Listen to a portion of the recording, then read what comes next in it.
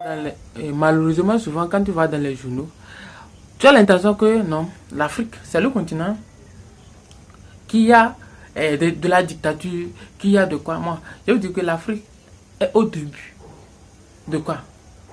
D'une révolution. Une révolution pour faire quoi? Pour chasser toutes ces pressions de l'extérieur. Parce que l'Europe a été libre pour se développer.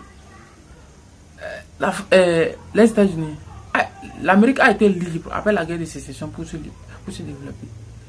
La Chine a été libre après les invasions des Mongols et des Arabes pour se développer. Donc, toute cette période fait que quoi?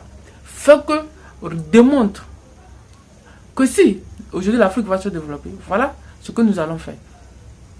De faire en sorte que toutes ces grandes puissances et toutes ces grandes entreprises multinationales doivent quitter notre continent. Nous devons les réguler de sorte qu'ils reviennent aux Africains de prendre la part pour que l'Afrique prenne le devant, pour que l'Afrique soit la puissance de demain. Parce qu'on ne serait jamais puissance tant que notre économie sera dirigée, notre économie sera dans les mains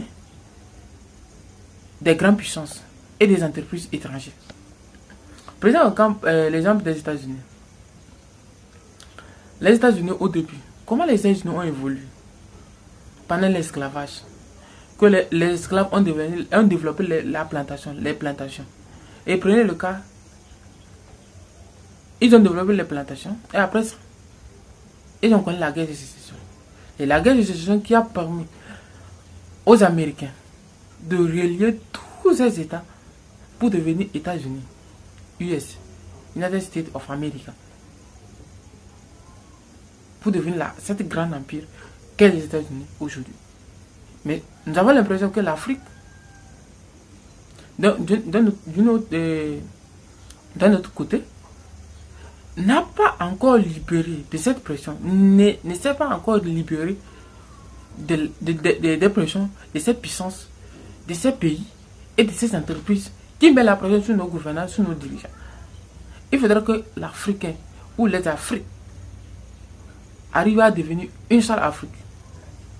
Les pays africains arrivent à devenir une seule Afrique. Ou bien des regroupements sous-régionaux africains.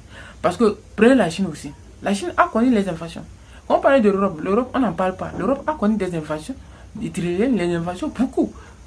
Les guerres de 100 ans. Regardez après la Deuxième Guerre mondiale. Comment l'Europe s'est développée très rapidement. Quand il y a eu la paix, jusqu'alors, jusqu'au jour d'aujourd'hui, l'Europe a connu, pas en quelques siècles, en une demi-siècle, un développement très très très rapide. Le plus grand développement de tout. C'est-à-dire, l'Europe a connu un développement de telle sorte que on n'a pas su que ce développement allait arriver en Europe.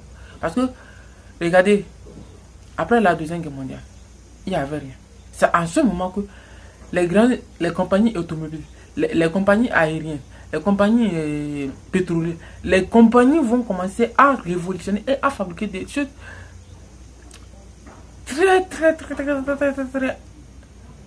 très modernes et qui va renforcer l'économie européenne et qui va permettre à ce que les Européens vont aller en aventure pour aller chercher quoi? Les matières premières pour l'alimentation de leur industrie. Et c'est ça qui a permis le développement de l'agriculture européenne. Et ce qu'on appelait la révolution industrielle. Non, avant la révolution industrielle. Pardon.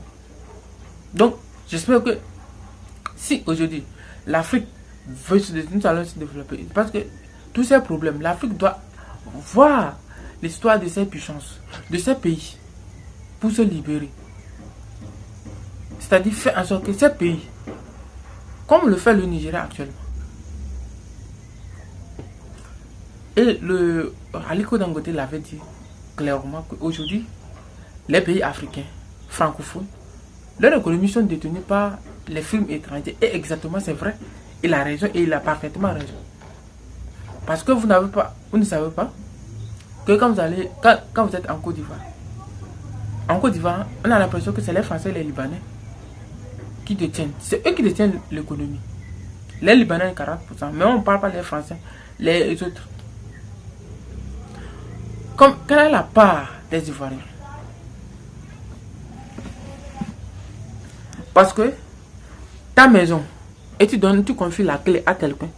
J'espère que toi-même, tu as décidé qu'un jour, tu veux dormir dehors un jour. Oui, c'est vrai.